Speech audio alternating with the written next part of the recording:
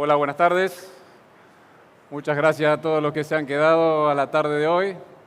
Gracias a Fernando y a Fernanda por la invitación, por el tema elegido sobre todo, el propuesto que nos convoca. Yo voy a conversar de un tema que, como dijo Fernando, creo que no se ha tocado en eventos anteriores y bueno, la verdad que me enorgullece un poco que me lo haya propuesto. Voy a hablar de la fertilización foliar, como me puso Fernando en su presentación, por qué y para qué. Y lo primero que hice fue fijarme si este tema, cómo está a nivel de publicaciones, si es un tema que reviste interés, si está produciendo interés internacional y si está produciendo nueva información. Y para mi sorpresa, vi que es un tema, uno busca por los títulos, como mostró hoy Carolina, como en Scopus o algo así, y me encontré que los trabajos científicos que tenían este nombre de fertilización foliar a nivel internacional, hace 10 años eran unos 100 por año, hace 5 años pasaron a ser 150 por año y en los últimos años han aumentado a 200 artículos científicos en revistas científicas con referato sobre fertilización foliar y viene creciendo. Ya este año había más de 100 artículos publicados, así que hice una revisión de eso y bueno, creo que es un tema que está creciendo, así como está creciendo el mercado y las oportunidades de estos productos en Argentina. Y estas dos preguntas que me abrió Fernando para presentarles, despertaron un montón de interrogantes que pueden ayudar a contestar esto, ¿no es cierto? ¿Es posible la nutrición foliar de las plantas? ¿Cuándo se dan condiciones oportunas para hacer la nutrición foliar? ¿Cómo juega el análisis de plantas acá? ¿Cómo utilizo el análisis de planta con la nutrición foliar? Cuando uno relaciona nutrición foliar, piensa en análisis de tejidos. ¿Qué expectativa tenemos de respuesta? ¿Vale la pena esto? Así que bueno, esto fue un poco el temario o las incógnitas que yo me propuse para presentarles un poco. La nutrición de las plantas obviamente está pensada o está la planta preparada para que la haga a través del suelo, a través de las raíces. Eso es lo normal. Tiene en el flujo de agua que hace por la transpiración y el acercamiento de los nutrientes que se mueven hacia ella, el gradiente de difusión que la planta genera, y tiene estructuras específicas la planta para tomar el agua y los nutrientes que son las raíces. De todas maneras, nosotros colocamos los nutrientes mayormente en el suelo y estos nutrientes que colocamos en el suelo sufren varios procesos en ese trayecto hasta que llegan a los bases de conducción y pueden llegar hasta su lugar de acción.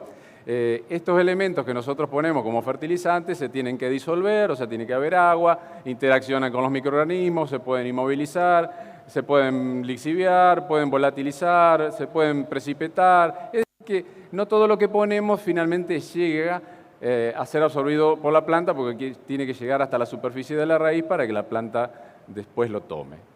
Por eso es que la eficiencia del uso de los nutrientes que ponemos por vía foliar en el suelo, por vía suelo, es de 50%, podemos decir, para los nitrogenados y es mucho menor para algunos compuestos como el fósforo, que puede ser del 10, 20, 30% de eficiencia de uso cuando lo ponemos en el suelo. ¿Qué pasa con el ingreso de nutrientes por las hojas? Las hojas no están diseñadas para absorber nutrientes, todo lo contrario, las hojas de las plantas están diseñadas para evitar el escape del agua y la deshidratación de la planta. Entonces la planta está recubierta por una cutícula cerosa y tiene estomas donde controla a voluntad, podemos decir así, la salida de agua de la planta. Sin embargo, todos somos conscientes que las plantas pueden absorber por su piel, digamos, muchas cosas. Y por eso aplicamos herbicidas, aplicamos fungicidas y también se ha demostrado que es posible la nutrición foliar de las plantas. Recordemos que las plantas primitivas, por decir así, se desarrollaron en medios acuáticos y absorbían los nutrientes por toda su superficie y el agua, ¿no? Es así que la mayoría de los estudios que hay sobre fertilización foliar están enfocados a conocer los mecanismos de cómo ingresan los nutrientes o determinadas sustancias a la planta y cuáles son las mejores formas para que los nutrientes ingresen a la planta. La cutícula de las hojas es hidrofóbica, entonces las sustancias solubles en agua, muchas de estas sustancias, si nosotros hacemos sales solubles en agua y las pensamos aplicar sobre la superficie, difícilmente entren a la planta. Tienen que tener formulaciones apolares, que son las más convenientes para que atraviesen la cutícula y ingresen al tejido vegetal y después sí se trasladen por los haces de conducción. Entonces, ¿qué ventajas tiene cada sistema de nutrición? Si nosotros estamos nutriendo las plantas a través del suelo, tenemos las ventajas de que podemos aplicar altas dosis y que podemos esperar, como aplicamos altas dosis, altas respuestas. Es una gran ventaja que tiene la fertilización al suelo. Se pueden cubrir los requerimientos totales de los cultivos. Yo puedo decir la planta necesita 200 kilos de nitrógeno y los puedo colocar en una sola aplicación. Y esto también nos lleva a que relativamente los nutrientes tengan bajo costo, porque son voluminosos y su aplicación es terrestre. ¿Qué desventaja tiene el sistema de aplicación al suelo? Que está sujeto a numerosas pérdidas, como dijimos, de volatilización o de nitrificación, fijación, lixiviación, que hace que la eficiencia disminuya y que la respuesta no sea tan inmediata, porque muchos de estos elementos sólidos se tienen que disolver, tienen que migrar o tienen que moverse hasta que la raíz lo tome. Entonces la respuesta no es muy instantánea. Y esto nos lleva a una baja eficiencia relativa y a veces a un exceso de utilización en algunas circunstancias que, como decía Carolina Sasaloy, también nos lleva a posibilidades de contaminación. Por eso, esta posibilidad de contaminación por los excesos de los fertilizantes al suelo ha hecho como fundamento de este incremento del interés sobre las aplicaciones foliares, porque es una visión ambientalmente más amigable como ver la nutrición de las plantas, dado que vamos a poner nutrientes directamente en pequeñas cantidades sobre las hojas que no van a impactar prácticamente sobre el medio ambiente. Así es que la nutrición foliar está vista hoy como una posibilidad que tiene las ventajas de una rápida respuesta al ir sobre el tejido vegetal. Tiene muy bajas pérdidas, muy baja pérdida porque está cayendo sobre la hoja. Tiene una moderada eficiencia que puede ser superior a la de la fertilización por la raíz. Y esto nos da una muy baja contaminación por excesos. Como contrapartida y con desventaja, no se pueden aplicar dosis muy altas, dado que las concentraciones en las soluciones que vamos a asperjar sobre las plantas pueden llegar a ser fitotóxicas a medida que sean más concentradas. Entonces, al no poder aplicar dosis altas, las respuestas son más bajas. Como no podemos aplicar dosis altas de muchos elementos, tampoco se hace fácil cubrir los requerimientos totales del cultivo con la fertilización foliar. Y todo esto nos lleva a que esta práctica tenga un costo más alto y que muchas veces el costo del nutriente por vía foliar sea más caro que el costo del nutriente por vía suelo, porque requiere que además de ser un nutriente soluble, para que penetre la cutícula y haga su acción y llegue a la planta, tenga una muy buena formulación. Es muy importante la formulación para que, como en herbicidas o en fungicidas, se pegue en la hoja, mantenga un grado de liquescencia, quiere decir que tampoco se seque y deje de penetrar, tiene que tomar la humedad del aire y después para poder seguir penetrando, digamos, por algunos días. Dentro de lo que es la fertilización foliar, es muy importante considerar la movilidad de los nutrientes dentro de la planta. Siempre hablamos de la movilidad en el suelo y acá estamos hablando de la movilidad de los nutrientes dentro de la planta. En la planta hay algunos nutrientes que se consideran phloema immobilis, prácticamente donde se aprovechan o donde llegan en su primer destino son ocupados y fijados en ese lugar, como es el calcio, el boro, el manganeso y el sílice, y no se pueden retransportar luego si la planta no tiene suficiente cantidad en otro destino. Hay otros de movilidad intermedia, que son como el hierro, el zinc, el cobre y el molibdeno, que tienen menor capacidad de moverse. Estos elementos, lógicamente, son los que dan los síntomas en las hojas más jóvenes. Y por otro lado están los nutrientes que sí tienen movilidad, entonces uno los puede colocar, caer sobre una hoja y ese nutriente se puede mover y proveer de ese elemento en un punto de crecimiento o en un lugar donde es necesitado por las plantas. Pero al margen de que se trate de nutrientes móviles, poco móviles o no móviles dentro de la planta, el papel fundamental que juega acá la fertilización foliar es proveer nutrición para cubrir deficiencias instantáneas, inmediatas o transitorias que no han sido previstas o que no fueron solucionadas antes. Este es el enfoque principal y la ubicación de la fertilización foliar. Ir hacia las deficiencias inmediatas, transitorias, que no han sido previstas o que no han sido cubiertas de otra manera. ¿Cuándo entonces vamos a tener condiciones oportunas para la fertilización foliar, condiciones oportunas de respuesta? El primer caso para respuestas, donde podemos tener respuestas positivas a la aplicación foliar, lógicamente es cuando hay una deficiencia marcada en el suelo, porque el suelo es deficiente, porque el suelo es pobre o porque no fertilizamos adecuadamente. Si no hemos fertilizado adecuadamente,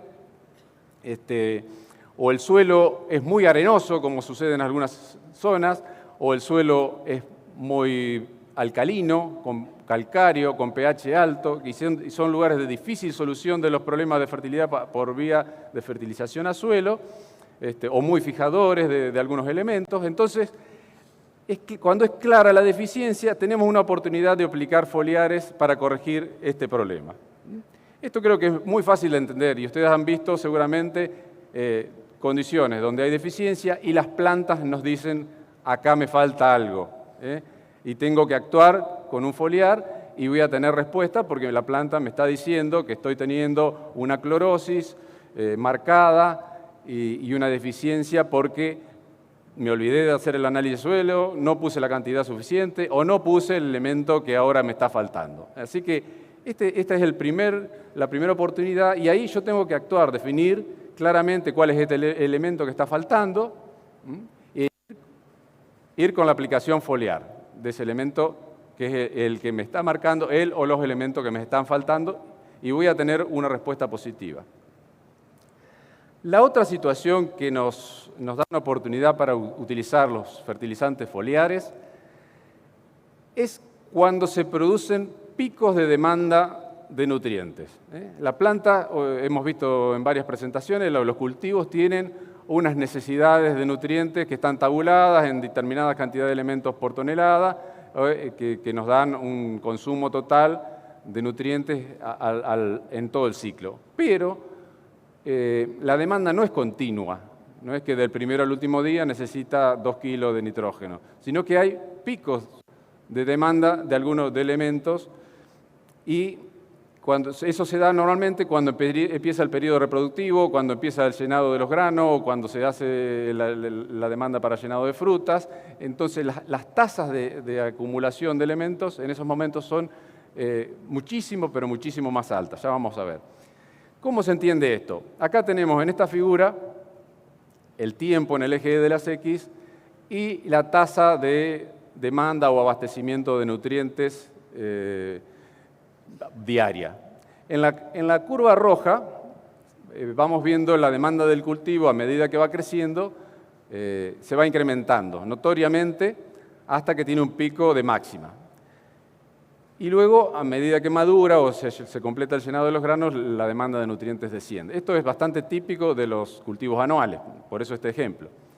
¿Qué pasa? Que la provisión por parte del suelo, las raíces o los fertilizantes que vayamos poniendo puede ser continua si todo viene bien y no hay un problema de temperatura o de frío o sobre todo de sequía de suelo. Y ahí nos aparece la primera oportunidad para actuar, para cubrir un déficit que está provocada por una disminución de la provisión por parte del suelo. Cuando se disminuye la provisión de nutrientes por parte del suelo, entonces nosotros no podemos ir al suelo a aplicar porque no hay agua y no hay tiempo, entonces la planta retrasa el crecimiento, no tiene síntomas, pero no le está llegando los nutrientes a la tasa suficiente para crecer, entonces ahí tenemos una oportunidad para ir con nutrientes por vía foliar y cubrir parte de lo que no nos está llegando por el suelo. La otra oportunidad que se da normalmente es cuando llega al pico de demanda de nutrientes la planta. Normalmente cuando la planta está creciendo a altas tasas y tiene alto potencial de crecimiento, alto potencial de rendimiento, son pocos los sistemas de suelo que abastecen la demanda diaria del cultivo y entonces en ese momento también hay una muy buena oportunidad de corregir y apoyar la nutrición con fertilización foliar. ¿Qué elementos van ahí? Y no hay uno elemento. Ahí van todos o van los principales o los que más toma en esa fecha. Es decir, que estamos cubriendo un pico de demanda que es de la mayoría de los elementos. Acá tengo este ejemplo, que está hecho recientemente para un promedio de sojas de rendimiento de 6.600 kilos, donde se evaluó el consumo de nutrientes a lo largo del ciclo, y en esta figura se representa la tasa diaria de absorción por ejemplo, hay de nitrógeno, potasio, boro y zinc a lo largo del ciclo. Tampoco los picos de demanda son siempre coincidentes, algunos elementos se toman un poco más temprano, otros un poco más tarde, pero por ejemplo, el nitrógeno llega ahí a un pico de demanda que supera los 5,5 kilos, tal vez 6 kilos de demanda de nitrógeno por día, alrededor de R5. En cambio, el boro, que se absorbe un poco más temprano, tiene un pico de absorción hacia R3. Entonces, en esos picos de demanda nosotros podemos tener oportunidades de respuesta. Y tenemos que ubicar bien el momento de aplicación. Por eso me pareció bueno este ejemplo de Díaz Orita, donde muestra la respuesta a boro según los momentos de aplicación en estos ensayos hechos en la Pampa Arenosa, donde hay un tipo de suelo restrictivo en la provisión de boro, que la probabilidad o la cantidad de casos, la frecuencia de casos con alta respuesta se está dando cuando estamos fertilizando foliarmente antes de R3, que es cuando está por iniciar el pico de máxima demanda, es decir, sobre finales del periodo vegetativo y a principios del periodo reproductivo. Ya cuando nos pasamos al neto periodo reproductivo R3, R4, R5, la frecuencia de respuesta a esta aplicación foliar disminuye bastante.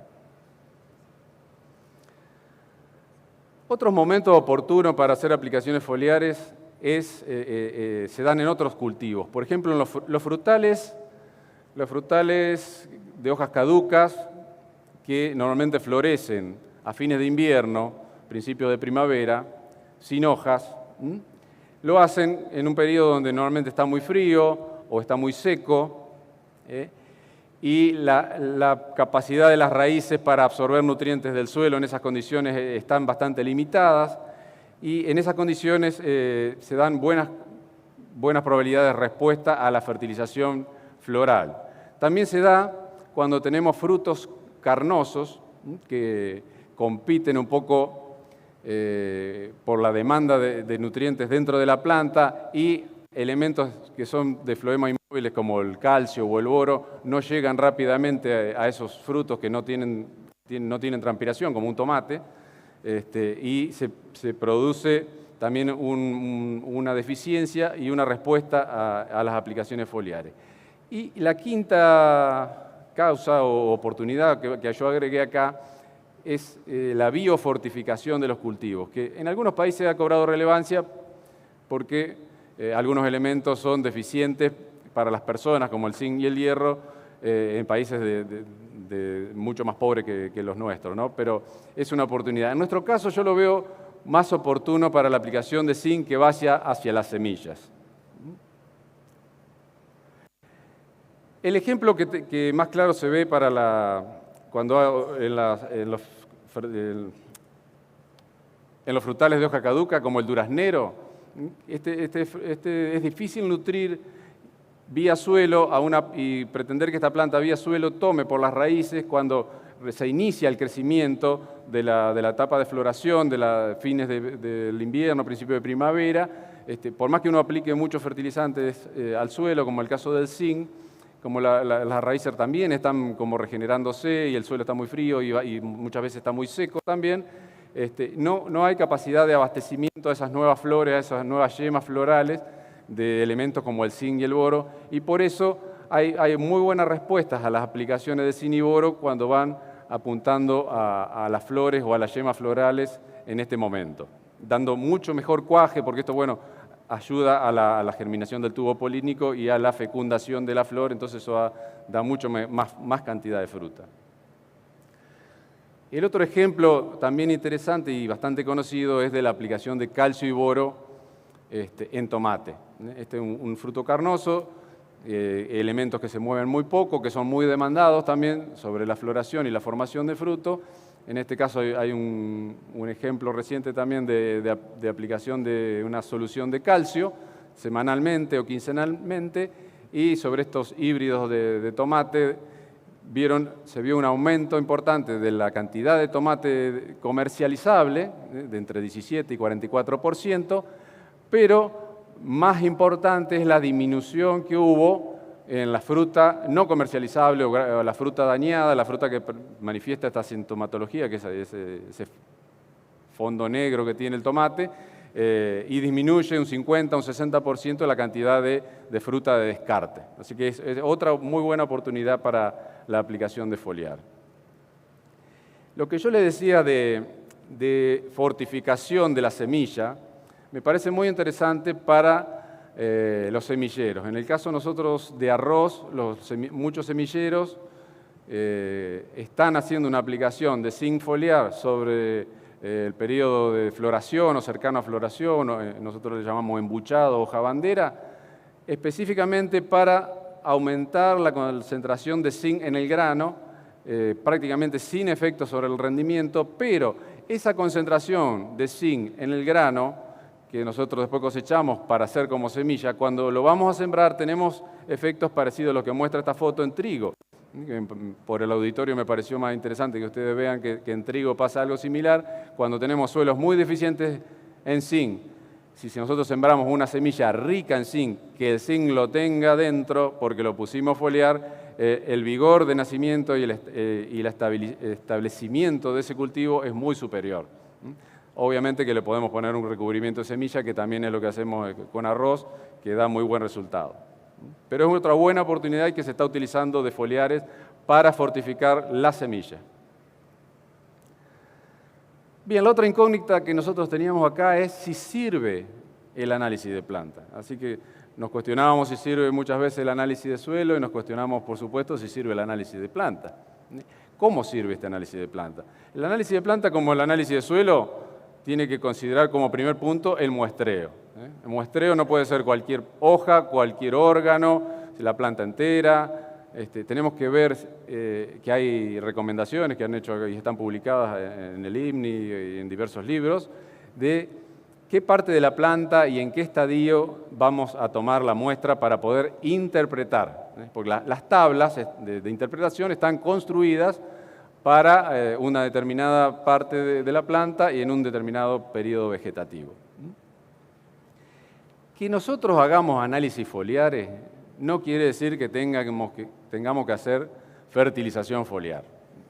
Esto es independiente. Yo creo que nos ayuda mucho a ver qué está pasando, cuánto de lo que estamos poniendo en los suelos está siendo absorbido, si lo estamos haciendo bien.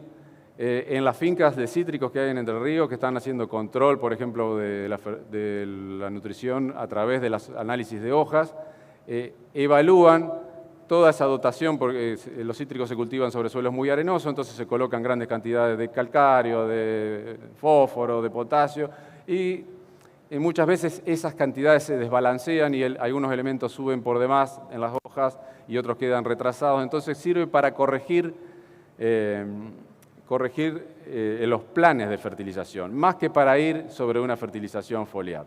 Sobre todo en cultivos anuales. Imagínense que el momento crítico podría ser R3, tengo que sacar una muestra de hoja ahí para ir a tomar una decisión, irme corriendo al laboratorio, que sé que la muestra, la muela, me dé un análisis a los 15, 20 días y que llame la máquina, capaz que 20 o 30 días para ir a hacer la aplicación, no nos da el tiempo.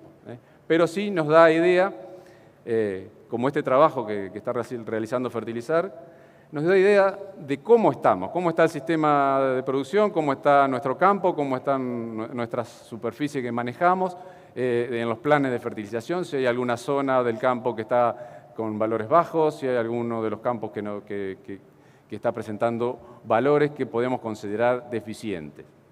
Acá, por ejemplo, esto lo están actualizando seguramente, del año pasado, sobre 900 análisis. En el caso de maíz, por ejemplo, estamos viendo gran proporción de muestras o de análisis de hojas de maíz que se muestran como deficientes en nitrógeno, un 54%, deficientes en fósforo, 57%, y deficientes en azufre, 65%. Es decir que es un indicador de que la concentración en el tejido vegetal está por debajo de los valores normales. También lo vemos que en fósforo estamos bastante flojos, en soja, también en cebada, y en azufre estamos varios valores bajos en soja y en cebada también. Otra forma de interpretar los análisis foliares es utilizando la metodología de DRIS, que es un sistema integrado de diagnóstico y recomendación de nutrientes foliares. Esta metodología se basa en la relación de un elemento respecto a los otros. Tiene ventajas de que quita un poco el problema del momento de muestreo y resuelve un poco algunos problemas ahí de interpretación, pero tiene muy en cuenta la relación de ese elemento sobre todos los otros. O sea, si está excedido respecto a los otros o si está deficiente respecto a los otros. Siempre todas las comparaciones de análisis de nutrientes en plantas se hacen sobre una población de referencia, sobre un cultivo donde rinde bien, como decía Fernando, hacer una franja. O sea, hay algún patrón que se considera bien nutrido o concentraciones que representan las plantas de alto rendimiento, de alto crecimiento, y esas son las referencias. En este caso, la dejé específicamente a esta diapositiva porque este relevamiento que se hizo entre los años 12, 13, 14, 15, creo yo, terminamos, que presentó la tesis de Edgardo Arévalo. Ya en la zona núcleo, son todos puntos de la zona núcleo, de Santa Fe, Buenos Aires y Córdoba, teníamos una alta proporción de muestras foliares de soja con índices negativos de potasio. Quiere decir que tal vez 25 o 30% de las muestras que analizamos estaban mostrando una baja relación de potasio respecto a los otros elementos. Un poco confirmado lo que nos está diciendo Hernán Sainz con los mapas de suelo. Ahora bien, ¿qué expectativas tenemos una vez que nosotros hemos visto las oportunidades de fertilización, el monitoreo a través de los análisis foliares? ¿Qué expectativa? ¿Qué podemos esperar? ¿Qué podemos esperar de una fertilización foliar? Como nosotros no podemos aplicar altas dosis, no podemos cubrir los requerimientos en gran parte de lo que demanda el cultivo, las respuestas que podemos esperar no son muy altas. Evidentemente, si nosotros no podemos darle todo el nitrógeno que necesita una planta por vía foliar, vamos a tener una respuesta equivalente a la proporción de los requerimientos que cubramos. Si bien en el caso de los microelementos nosotros podemos aplicar dosis que podrían cubrir la demanda total. Nosotros para los macroelementos podemos estar aplicando 5 o 10 kilos de nitrógeno, 1 o 2 kilos de fósforo, 5 kilos 10 de potasio, que está muy lejos de las altas demandas de los cultivos. Pero en los microelementos podemos aplicar de 100 gramos hasta 1 kilo, a veces más, de algunos elementos por vía foliar, y eso es suficiente para cubrir toda su demanda. Sin embargo, como las respuestas a los microelementos son también inferiores, la respuesta a la fertilización foliar de microelementos también es baja. Acá un poco para que tengan en cuenta esto que es la extracción total respecto a la máxima tasa de absorción y la oportunidad de fertilización por la vía foliar. Esta tabla la tienen en las actas. Están construidas a partir de ensayos de alto rendimiento donde se ha evaluado la nutrición y la absorción de los elementos durante el ciclo. Entonces, si tenemos hojas de alto rendimiento que requieren absorber 400 kilos o más de nitrógeno, o maíces que requieren absorber 300 kilos de nitrógeno, si nos proponen aplicar 5 o 10 kilos de nitrógeno, que va a reemplazar los 100 kilos de nitrógeno por vía de suelo, ¿qué opinamos? ¿Podemos hacer esto factible? ¿Tiene sentido aplicar una cantidad tan baja como de 5 kilos o 10 kilos de nitrógeno frente a una demanda de 400, 300 kilos de nitrógeno total? Pareciera que no. Cada vez que nos aparece algún vendedor y nos dice con esto vamos a aumentar los rendimientos, y uno mira el marbete y ve la concentración y que tiene que echar 10 litros de eso o 20 litros, y dice, pero ¿y con esto qué voy a hacer? La relevancia del producto tiene sentido cuando lo comparamos con las demandas diarias máximas. Si nosotros podemos ir con un producto que pueda cubrir parte de esa demanda máxima en el momento de pico, sí puede ser muy importante y sí puede ser interesante la respuesta a la fertilización foliar. Es decir, si nosotros vamos a aplicar 5 o 10 kilos de nitrógeno en los momentos que la planta está requiriendo 5, 6, 7 kilos de nitrógeno por día y el suelo le está dando 3, 4, 5, 6, o sea que le está faltando 1, 2, 3 kilos extra, entonces ahí es donde nosotros podemos entrar con una fertilización foliar y cubrir esa pequeña parte que es la que le falta para llegar a su potencial de rendimiento. ¿Se entiende? Este ejemplo creo que lo muestra bastante bien y está relacionado un poco con lo que se trató ayer con Fernando Salvagiote y otros ponentes sobre esta onda de que falta nitrógeno para las hojas de alto rendimiento y que la fertilización con nitrógeno podría darnos tal vez un plus de rendimiento. Ya lo explicó bien ayer que si uno aplica nitrógeno al suelo, deprime el sistema de rizobio y compensa, y no hay respuesta de aplicaciones de nitrógeno al suelo. En este trabajo se hicieron aplicaciones foliares durante 3 años en R3, esto está hecho en Brasil, hojas de alto rendimiento, bien noduladas, con muy buen crecimiento, y probaron 5 fuentes de nitrógeno por vía foliar, y que vieron que hubo una respuesta significativa de estas aplicaciones. ¿De cuánto? De aplicar 5 kilos de nitrógeno por vía foliar en soja, una soja que requiere 400 kilos de nitrógeno, le aplicaron 5 kilos por vía foliar y tuvo una respuesta de alrededor de 200 kilos, que significa un 5% de respuesta. Es escasa, son 200 kilos, a alguno le puede servir, a otro no. Pero lo que se ve acá es que tiene una alta eficiencia porque produce 42 kilos de grano por kilo de nitrógeno que absorbió o que se aplicó, y tiene una eficiencia de uso del nitrógeno aplicado del 29%.